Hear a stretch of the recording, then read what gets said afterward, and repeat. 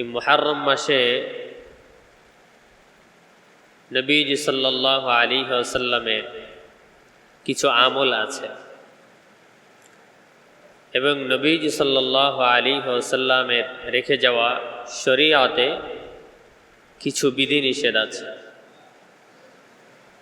আল্লাহ রাব্বুল আলামিন কুরআনুল কারীমে 4টি মাসে আল্লাহ 4টি মাসকে সম্মানিত ঘোষণা করেছেন। আল্লাহ রাব্বুল আলামিন বলেন,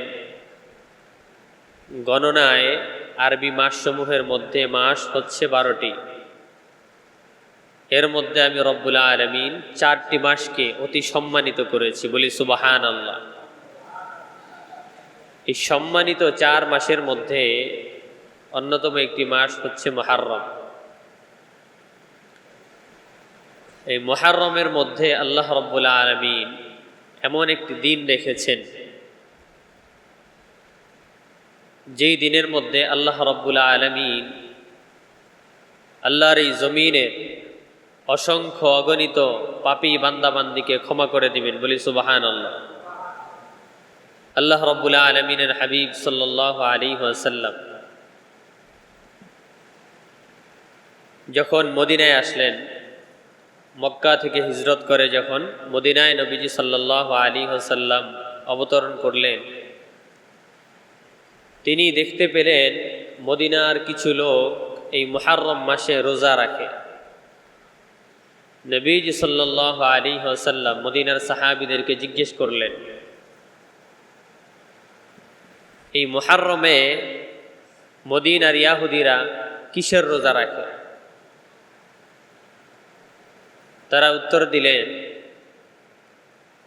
যে আমরা নবীজি হযরত মূসার অনুসরণে মুহররম মাসের 10 তারিখে আমরা রোজা রাখি। কি জন্য? যখন নবিয়ানা হযরত মূসা আলাইহিস সালাম ফেরাউনের আক্রমণ থেকে বাঁচার জন্য সামনের দিকে অগ্রসর হচ্ছিলেন, আল্লাহ রাব্বুল আলামিন হযরত মূসা আলাইহিস সালামকে ফেরাউন দ্বারা দীর্ঘদিন পরীক্ষা নেয়ার পরে এক সমুদ্র আল্লাহ রাব্বুল আলামিন কুদরতিভাবে পার করে মূসা আলাইহিস সালামকে সাহায্য করেছিলেন। এজন্য নবীজি মূসা আলাইহিস সালাম আল্লাহ রাব্বুল আলামিনের শুকরিয়া আদায়ের লক্ষ্যে এই মুহররম মাসের 10 তারিখে রোজা রাখতেন। আল্লাহ রাব্বুল আলামিন হযরত মূসা আলাইহিস সালামকে ফিরাউনের ফিতনা থেকে, এই মহা পরীক্ষা থেকে আল্লাহ পরিত্রাণ দিয়েছিলেন মুহররমের 10 তারিখে। আমাদের আদি পিতা হযরত আদম আলাইহিস সালাম যখন জান্নাতের মধ্যে গন্ধম খাইলেন, আল্লাহ রাব্বুল আলামিন তাকে জান্নাত থেকে দুনিয়ায় প্রেরণ করলেন। তিনি এই ভুলের কারণে আল্লাহ রাব্বুল আলামিনের কাছে লজ্জিত হয়ে 350 বছর কান্না করতে থাকলেন। আল্লাহ রাব্বুল আলামিন নবীজি হযরত আদম আলাইহিস সালামকে 300 বছরের বেশি কান্না করার পরে আল্লাহ রাব্বুল আলামিন যেই দিন তাকে ক্ষমা ঘোষণা করলেন, সেই দিন মুহররমের 10 তারিখ। বলি সুবহানাল্লাহ। হযরত ঈসা আলাইহিস সালামকে মহান আল্লাহ রাব্বুল আলামিন কাফেরদের অত্যাচার থেকে, কাফেরদের নির্যাতন জুলুম থেকে আল্লাহ রাব্বুল আলামিন আসমানে উঠিয়ে নিয়ে গিয়েছেন মুহররমের 10 তারিখ। বলি সুবহানাল্লাহ। এবং আল্লাহ রাব্বুল আলামিন এই দুনিয়া যেদিন সৃষ্টি সমাপ্ত করলেন, আল্লাহ এই দুনিয়া 6 দিনে সৃষ্টি করেছেন। দুনিয়ার সমস্ত কিছু আল্লাহ দুনিয়া সমস্ত কিছু 6 দিনে সৃষ্টি করার পরে আল্লাহ রাব্বুল আলামিন দুনিয়ার এই কাজকে সম্পাদন করার পরে আল্লাহ যে বিরতি নিলেন, অর্থাৎ দুনিয়ার কাজ সমাপ্ত করলেন যেই দিন, সেই দিনটিও মুহররমের 10 তারিখ। সুবহানাল্লাহ। এবং আল্লাহ যে এই দুনিয়ার উপরে কিয়ামত দিবেন, আল্লাহ যে এই দুনিয়াকে শেষ করে দিবেন, ধ্বংস করে দিবেন, গোটা আসমান জমিন চন্দ্র সূর্য নক্ষত্র সব কিছু আল্লাহ ম্লান করে দিবেন যেই দিনে, সেই দিনটিও মুহররমের 10 তারিখ। এই জন্যই মুহররমের 10 তারিখের গুরুত্ব ইসলামে, শরীয়তে, মুসলমানদের কাছে অপরিহার্য, অনিবার্য, অনেক বেশি। এই জন্য নবীজি সাল্লাল্লাহু আলাইহি ওয়াসাল্লাম যখন মদিনায় গমন করলেন, সেখানে এসে দেখলেন যে মদিনার ইয়াহুদিরা মুহররমের 10 তারিখে রোজা রাখলেন। তারা এই কথা বললেন, আমরা হযরত মূসা আলাইহিস সালামকে যে আল্লাহ ফেরাউনের কবল থেকে রক্ষা করলেন মুহররমের 10 তারিখ, এজন্য মূসা আলাইহিস সালাম আল্লাহ রাব্বুল আলামিনের শুকরিয়া আদায়ের জন্য মুহররমের 10 তারিখ রোজা রেখেছেন। এজন্য আমরাও নবী মূসার অনুসরণে মুহররমের 10 তারিখ রোজা রাখি। নবীজি সাল্লাল্লাহু আলাইহি ওয়াসাল্লাম বললেন যে আমার ভাই মূসার অনুসরণ তোমরা করো, কিন্তু আমার ভাই মূসার অনুসরণ তোমাদের চেয়ে বেশি করার হকদার আমি। বলেন সুবহানাল্লাহ। এজন্য নবীজি সাল্লাল্লাহু আলাইহি ওয়াসাল্লামও মুহররমের 10 তারিখ রোজা রাখার নিয়ত করলেন। সুবহানাল্লাহ। এবং নবীজি সাল্লাল্লাহু আলাইহি ওয়াসাল্লাম সাহাবীদেরকে বললেন যে আমার সাহাবীরা, ইয়াহুদেরা যেহেতু মুহররমের 10 তারিখ একদিন রোজা রাখে, আমরা তাদের সাদৃশ্য অবলম্বন করব না।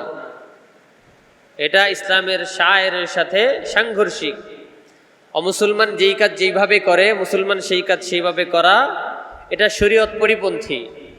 নবীজি সাল্লাল্লাহু আলাইহি ওয়াসাল্লাম বললেন, ইয়াহুদিরা যেহেতু অমুসলমান, তারা কাফের, ইয়াহুদিরা যেহেতু একদিন রোজা রাখে, আল্লাহ যদি আমাকে বাঁচায় রাখেন, ইনশাআল্লাহ আমি আগামী বছর থেকে প্রতি মুহররমে দুইটি রোজা রাখবো। বলি সুবহানাল্লাহ। সাহাবায়ে কেরাম নবীজির এই কথা শোনার সাথে সাথেই তারা এই কথাকে আত্মস্থ করে রাখলেন এবং নবীজি সাল্লাল্লাহু আলাইহি ওয়াসাল্লাম তার কিছুদিন পরে ইন্তেকাল করেন। নবীজি প্রস্থানের পরে সাহাবায়ে কেরাম রাদিয়াল্লাহু তাআলা আনহুম আজমাইন তারা সব সময় নবীজির এই কথার অনুসরণে প্রতি বছর মুহররমে দুইটি রোজা পালন করতেন। সুবহানাল্লাহি ওয়া বিহামদি। সাহাবায়ে কেরাম মুহররমে দুইটি রোজা রাখতেন। নবীজির সাহাবী হযরত আবু কাতাদা রাদিয়াল্লাহু তাআলা আনহু বলেন, নবীজি সাল্লাল্লাহু আলাইহি ওয়াসাল্লাম আশুরার রোজার ব্যাপারে আমাদেরকে শক্তভাবে বলেছেন, আশুরার রোজা তোমরা রাখিও। বোঝা গেল এটি নবীজির একটি নির্দেশ। এই রোজা ইসলামের গুরুত্বপূর্ণ 2টি রোজা। নবীজি সাল্লাল্লাহু আলাইহি ওয়াসাল্লাম অন্যত্র বলেন, কেউ যদি আশুরার 2টি রোজা রাখে, আল্লাহ রাব্বুল আলামিন তার পিছনের 1 বছরের সমস্ত সগীরা কবিরা গুনাহ মাফ করে দিবেন। সুবহানাল্লাহ। এজন্য মুহতারাম হাজিরিন, এই রোজা আমাদেরকে রাখতে হবে ইনশাআল্লাহ। তো নবীজি সাল্লাল্লাহু আলাইহি ওয়াসাল্লাম যেই 2 দিন রোজা রাখার ব্যাপারে আগ্রহ প্রকাশ করেছেন, সেই 2 দিন হচ্ছে মুহররমের 9 তারিখ এবং 10 তারিখ। মুহররমের 9 তারিখ এবং 10 তারিখ এই 2 দিন নবীজি সাল্লাল্লাহু আলাইহি ওয়াসাল্লাম রোজা রাখার আগ্রহ প্রকাশ করেছেন। সাহাবায়ে কেরাম এই 2 দিন নিয়মিত প্রতি বছর রোজা রেখেছেন।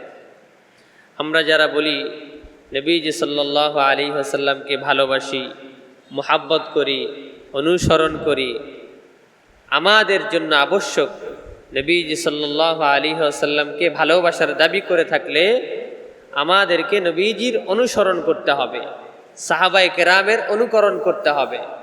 সাহাবায়ে কেরাম আমাদের জন্য আদর্শ। নবীজি সাল্লাল্লাহু আলাইহি ওয়াসাল্লাম ইসলামের এই বিশেষ দিনগুলোতে কিছু বিষয় নিষেধ করেছেন, যেমন ইসলামের নামে, শরীয়তের নামে, ইবাদতের নামে কোনো কিছু বাড়াবাড়ি না করা। যেমন এই মুহররমের 10 তারিখে আমাদের দেশে দেখা যায়, গত জুমায় বলেছি, অনেকেই নিজের শরীরে আঘাত করে। এই জন্য যে হযরত হুসাইন রাদিয়াল্লাহু তাআলা আনহু তিনি কারবালার প্রান্তরে শহীদ হয়েছিলেন।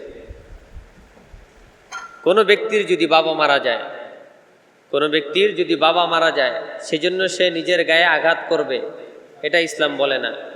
কোনো ব্যক্তির যদি সন্তান মারা যায় সেজন্য সে নিজের শরীরে আঘাত করবে, এটা ইসলাম বলে না। যখন নবীজি সাল্লাল্লাহু আলাইহি ওয়াসাল্লামের ওফাত হলো, সমস্ত সাহাবায়ে কেরাম ক্রন্দনরত, সবাই পেরেশান, সবার অন্তর ব্যথিত, সবার হৃদয় ভারী।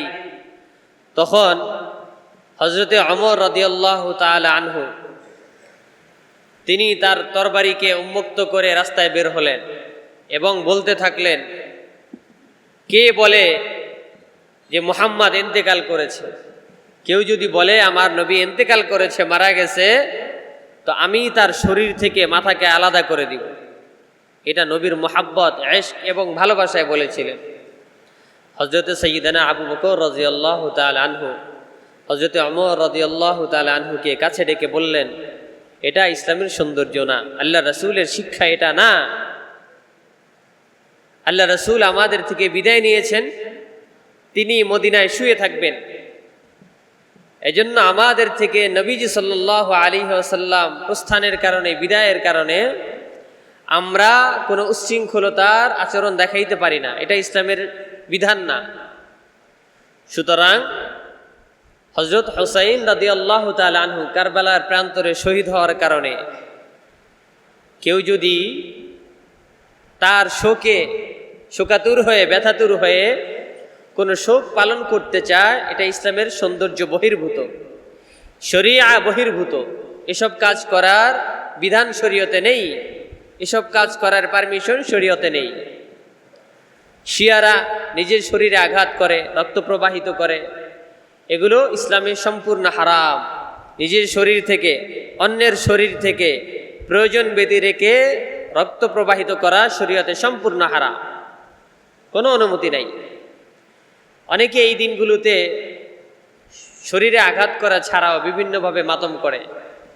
অনেক মুসলমান নিজের ঘরের মধ্যে আহার আদির ব্যাপারে কার্পণ্যতা করে, ওই দিন ভালো খাবার রান্না করে না, মেনুতে বা রুটিনে ভালো খাবার থাকলেও সেই দিন ভালো খাবারটাকে স্কিপ করে, অ্যাভয়েড করে। এগুলো শরীয়ত বহির্ভূত কাজ। শরীয়ত বলে আল্লাহ রাব্বুল আলামিন যেইভাবে কোরআনে নির্দেশনা দিয়েছেন, নবীজি সাল্লাল্লাহু আলাইহি ওয়াসাল্লাম তার সুন্নাহে হাদিসের মধ্যে যেইভাবে নির্দেশনা দিয়েছেন ঠিক সেভাবে চলতে হবে। এটাই মুসলমানের কাজ, এটাই শরীয়ত, এটাই ইসলাম, এটাই কোরআন সুন্নাহ। নিজের মন থেকে নিজের মন গড়া কিছু করার সুযোগ ইসলামে দেয় না। এক্ষেত্রে ইসলামের অনেকেই সহজ ব্যাখ্যা করতে চায় যে ইসলাম শান্তির ধর্ম, এখানে সমস্ত আবেগের জায়গা আছে। নাউজুবিল্লাহি তাআলা মিন যালিক। কোনো ব্যক্তি যদি জিনা করে, কোনো ব্যক্তি যদি কারোর সাথে ভালোবাসার সম্পর্কে আবদ্ধ হয়ে জিনা করে, বিবাহ বহির্ভূত, সে আবেগেই জিনা করে, নাউজুবিল্লাহ। কোনো ব্যক্তি যদি শত্রুপক্ষের প্রতি চড়াও হয়, অন্তর মেজাজের কন্ট্রোল হারিয়ে ফেলে, তখন সে আবেগের বশীভূত হয়েই একটা খারাপ কাজ ঘটায়, হত্যাকাণ্ড ঘটায়। এই আবেগকে যেমন প্রশ্রয় দেওয়ার কোনো সুযোগ নেই, শরীয়তেও শরীয়তের বাহিরের কোনো কাজকে আবেগ বলে শরীয়তের নামে চালিয়ে দেওয়ার কোনো সুযোগ নাই। কেউ যদি ব্যক্তি বিশেষ কোনো কাজ করতে চায়, ব্যক্তি বিশেষ কোনো কাজ সম্পাদন করতে চায়, সেটাকে শরীয়ত বলার সুযোগ নাই যদি না সেটা শরীয়তে পারমিশন থাকে। এজন্য মুহররমের 10 তারিখ অনেক মুসলমানের ঘরে ভালো খাবারের পরিবর্তে অনেকেই না খেয়ে থাকেন, অনেকেই ভালো খাবারগুলোকে সরায়া রাখেন, ভালো খাবার রান্না থাকলেও সেগুলোকে ফ্রিজিং করেন। এগুলো শরীয়ত বহির্ভূত কাজ। শরীয়ত সেটাই বলে যেটা কোরআন বলেছে, যেটা হাদিস বলেছে। আর কেউ যদি কোরআন হাদিসের মতে চলে, এই পথে চলে, আল্লাহর কাছে সেটাই একমাত্র গ্রহণযোগ্য। এর বাহিরের কোনো আবেগ, কোনো বিবেক আল্লাহর কাছে গ্রহণযোগ্য না। যেমন আমাদের দেশে বিবাহ শাদী, মুসলমানি, অন্যান্য সকল অনুষ্ঠান আচার, এগুলোর মধ্যে অনেক কাজ হয় যেগুলো শরীয়ত বহির্ভূত। আমার কাছে একটি প্রশ্ন এসছে। এক ভাই প্রশ্ন করেছেন, হুজুর, বিয়ের মধ্যে কনের কাছে পানের ডালা নিয়ে যাওয়া, এটা বিয়ের সাথে কতটুকু সংশ্লিষ্ট বিষয়? দেখেন, বিবাহ শাদী এটা শরীয়ত, বিয়ে এটা শরীয়ত, তালাক শরীয়ত, নামাজ রোজা হজ যাকাত এগুলো যেমন শরীয়তের অকাট্য বিধান, বিয়ে শাদী এটাও শরীয়তের অকাট্য এক বিধান। কেউ এটা করবে না, কোনো মুসলমানের পক্ষে এটা সম্ভব নয় যে আমার মেয়ে অথবা আমার ছেলে অন্য একজনের ছেলে অথবা মেয়ের সাথে দিয়ে দিলাম, বিবাহ পড়ানো লাগবে না, তোমরা সংসার করতে থাকো। এটা মুসলমান করে না। কেন? মুসলমান শরীয়ত মানে, কোরআন হাদিস মেনে চলে। তো শরীয়ত মানতে হবে শরীয়তের মানসা অনুযায়ী। আর শরীয়ত যদি শরীয়তের মতো করে না মানি, আমার আবেগ এবং বিবেকের মতো মানতে চাই, তাহলে সেটা শরীয়ত না, শরীয়ত বহির্ভূত কাজ।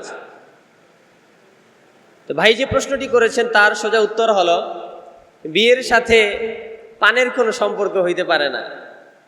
আমাদের দেশে আমি এতদিন জানি নাই, গত কিছুদিন আল্লাহ রাব্বুল আলামিন এই খিদমতের সাথে লেগে থাকার কারণে অনেক কিছু দেখার সুযোগ করে দিচ্ছেন। কোনো বিয়ের সাথে পানের ডালা এগুলোর কোনো সম্পৃক্ততা হতে পারে না। বিয়ের জন্য দুইটা কাজ, এক নাম্বার ইজাব, দুই নাম্বার কবুল। এই দুইটা কাজ বিয়ের জন্য শর্ত। ইজাব হচ্ছে প্রস্তাব দেওয়া, কবুল হচ্ছে গ্রহণ করা। কেউ যদি প্রস্তাব দেয়, কেউ যদি গ্রহণ করে, বিয়ে হয়ে যাবে, কিন্তু প্রয়োজন দুইজন বালেগ মুমিন পুরুষ সাক্ষী। এই দুজন সাক্ষীর উপস্থিতিতে কেউ যদি প্রস্তাব করে এবং গ্রহণ করে, বিয়ে হয়ে যাবে। সহজ, বিয়ে এতটুকুই সহজ। এরপরে খুতবা তিলাওয়াত করা, অন্যান্য আনুষঙ্গিক বিয়ের খবর বিয়ের আগেই ঘোষণা করা, এগুলো সুন্নত করতে হবে। বিয়ের জন্য যারা মেহমান থাকবে তাদের জন্য কিছু আপ্যায়ন করা, এটা সুন্নত। খুরমা খেজুর ছিটানো সুন্নত। কিন্তু বিয়ের সাথে পানের ডালার কোনো সম্পর্ক নাই, মনে রাখতে হবে। এবং বিয়ের জন্য স্ত্রী অর্থাৎ কনে, স্বামী অর্থাৎ বর, দোনোজনের উপস্থিত থাকা এটাও শর্ত নয়। দোনোজনের কাছ থেকে ইজাব কবুল আনা এটাও শর্ত নয়। যেমন সাধারণত সাহাবায়ে কেরাম যেইভাবে আমাদেরকে সুন্নত দেখিয়ে গিয়েছেন, নবীজি সাল্লাল্লাহু আলাইহি সাল্লামের মাধ্যমে বিয়ে মসজিদে পড়ানো সুন্নত। প্রথম, বিয়ে মসজিদে হওয়া উত্তম সুন্নত এবং বরকতপূর্ণ, বলি সুবহানাল্লাহ। তো মসজিদে যখন বিয়ে শাদী হবে, মসজিদে যখন বিয়ে পড়ানো হবে, সেখানে কনে পক্ষকে বা কনেকে মেয়েকে আনার কোনো সুযোগ আছে? নাই। মসজিদে এই যে আমরা শত শত মানুষ আছি, এখানে যদি আমরা চাই একজন মেয়েকে এনে বিয়ে পড়াবো, এটা কি সম্ভব? এটা শরীয়ত বহির্ভূত কাজ, কিন্তু বিয়েটা হবে শরীয়ত অনুযায়ী। আর মসজিদে যদি আমরা মেয়েকে আনি, সেটা হবে আমাদের মধ্যে মেয়ে আনা শরীয়ত বহির্ভূত কাজ। বিয়ে পড়ানোর ক্ষেত্রেও যেটা বললাম মাসআলা, শরীয়তের সোজা মাসআলা, ইজাব কবুল, প্রস্তাব গ্রহণ করা, এই দুইটাতে বিয়ে হয়ে যাবে। দুইজন বালেগ মুমিন পুরুষ সাক্ষী থাকতে হবে। মেয়ের কাছ থেকে ইজাব কবুল আনা, ইজাব আনা অর্থাৎ মেয়ের কাছ থেকে সম্মতি আনা, এটা মেয়ের পক্ষ থেকে যারা আছে তারা করবে। হাদিসের মধ্যে কি আছে শোনেন, এটা খুব গুরুত্বপূর্ণ মাসালা। এই জন্য গুরুত্বপূর্ণ, আমাদের প্রত্যেকেরই পরিবার আছে, আমাদের প্রত্যেকেরই পরিবারে বিবাহ শাদীর প্রয়োজন আছে, আজকে হোক, কালকে হোক, 2 দিন পরে হোক। তো সোজা মাসআলা যদি আমরা জেনে রাখি, বিয়ে আমাদের জন্য সহজ হবে। বিয়ে আমাদের সমাজে অনেক কঠিন হয়ে গেছে, জিনা, ব্যভিচার, অবৈধ সম্পর্ক সহজ হয়ে গেছে। অথচ আল্লাহ রাব্বুল আলামিন তার শরীয়তে বিয়েকে আমাদের জন্য সহজ করে দিয়েছেন, কারণ এটা হালাল সম্পর্ক। তো বিয়ের পূর্ব কথা একটু মনোযোগ দিয়ে শুনবো, যে বিয়ের জন্য, বিয়ে সহজ করার জন্য আল্লাহ রাসূল আমাদেরকে যে বিধান দিয়ে গেছেন, আল্লাহ রাব্বুল আলামিন আমাদেরকে যে বিধান দিয়েছেন, এজন্য মেয়ের ব্যাপারে যখন কথা বলা হবে বিয়ের পূর্বে, যদি মেয়ে এই বিয়ের কথা শোনার পরে সরাসরি এই কথা না বলে এই বিয়েতে আমি রাজি না, অথবা এই বিয়ে আমি করব না, এই ছেলে আমার পছন্দ না, এখানে বিয়ে বসতে রাজি নয়, এক কথায় মেয়ে যদি এই পাত্রে পাত্রস্থিত হতে অস্বীকৃতি না জানায়, তাহলে হাদিসের ভাষায় বুঝে নিতে হবে মেয়ে রাজি আছে। মেয়েরা লজ্জাশীল হয় কিনা, মেয়েরা লজ্জাশীল হয় কিনা, নারীরা কোমলমতি হয় কিনা, তাদের লজ্জা বেশি কিনা, লজ্জা বেশি। এজন্য একটা মেয়ের কাছ থেকে জোর করে এই কথা আদায় করা বাঞ্ছনীয় নয় যে এই বিয়েতে আমি রাজি অথবা ঠিক কবুল, এটা মেয়ের জন্য শরীয়ত বাধ্য করে না। একটা মেয়ের এটা বলা অনেকটা কঠিন, অনেক কষ্টকর। মেয়েরা যেহেতু লজ্জাশীলা, তাদের জন্য এটা অনেক কষ্টকর হতে পারে। কোনো বিবাহের কথা মেয়ে শোনার পরে যদি মেয়ে চুপ থাকে, ইসলাম বলে বুঝে নিতে হবে মেয়ে রাজি আছে। কোনো বিয়ের কথা শোনার পরে, মেয়ের নিজের বিয়ের কথা শোনার পরে যদি মেয়ে কান্না করে, ইসলাম বলে বুঝে নিতে হবে মেয়ে রাজি আছে। সে কান্না করা মানে আমাকে বিয়ে দিয়ে দিচ্ছে, আমি পরের বাড়িতে চলে যাব, অন্যের বাড়ি চলে যাব, বাবার বাড়ি ছেড়ে যাব, আপনজনদের ছেড়ে যাব, এটা তার অন্তরে আসার জন্যই সে কান্না করতেছে। দ্বিতীয় কি বুঝলাম, যদি বিবাহের কথা শোনার পরে, প্রস্তাব পাওয়ার পরে মেয়ে চুপ থাকে, কনে চুপ থাকে, বুঝতে হবে মেয়ে রাজি। কান্না করলে মেয়ে রাজি, যদি মেয়ে হাসে তাও মেয়ে রাজি। এখন আমাদের সমাজে মেয়েরা হয়তো চুপ থাকে, না হয়তো কান্না করে, না হয়তো হাসে, এই তো হতে পারে। শরীয়ত এই সবগুলো বিষয় উল্লেখ করে সোজাসুজি দেখিয়ে দিয়েছে, মেয়ে চুপ থাকলেও রাজি, মেয়ে কান্না করলেও রাজি, মেয়ে হাসি দিলেও রাজি। এখন মেয়ের কাছ থেকে যদি কবুল অথবা এই বিয়েতে আমি রাজি এগুলো বলাইতে যাই, মেয়ের জন্য এটা অনেক কঠিন বিষয়। শরীয়ত দেখেন, আপনি যদি বলেন তাহলে কি বিয়ে হবে, শরীয়ত বলে বিয়ে হবে, আপনি বিয়ে পড়াবেন শরীয়তের মানসা অনুযায়ী, আপনার মন মতো আমার মন মতো না, এটাই শরীয়ত। আর ইসলাম মানে হচ্ছে আত্মসমর্পণ করা। ইসলাম মানে হচ্ছে আত্মসমর্পণ করা। আমি ইসলাম কবুল করেছি, আমি মুসলমান, আমি মুসলমান, এই কথার মানে হচ্ছে আমার মতে, আমার পথে বলতে কিছু নাই, আমার মনমর্জি বলতে কিছু নাই, যা হবে রব্বুল আলামিনের মতো হবে, যা হবে রাসূলুল্লাহ সাল্লাল্লাহু আলাইহি ওয়াসাল্লামের তরিকায় হবে, যা হবে কোরআনের মতো হবে, যা হবে আল্লাহ রাসূলের হাদিস এবং সুন্নাহ অনুযায়ী হবে। এটাই ইসলাম, এটাই ইসলাম। আল্লাহ রব্বুল আলামিন আমাদেরকে আশুরার দিনের গুরুত্ব বুঝে জিলহজের 9 এবং 10 রোজা রাখার তৌফিক দান করেন। বিয়েকে শুধু আমাদের এই সমাজের জন্য না, গোটা বিশ্বের সমস্ত মুসলিম সমাজের জন্য আল্লাহ বিয়েকে সহজ করে দেন, বলেন আমিন। জিনা, ব্যভিচার, অবৈধ সম্পর্ক, এই সব অনাচার পাপাচারকে আল্লাহ আমাদের জন্য কঠিন করে দেন, বলেন আমিন। যতটুকু আলোচনা করলাম আল্লাহ আমাদের সবাইকে পালন করার তৌফিক দান করেন। ওয়া আখিরু দাওয়ানা আনিল হামদুলিল্লাহি রাব্বিল আলামিন।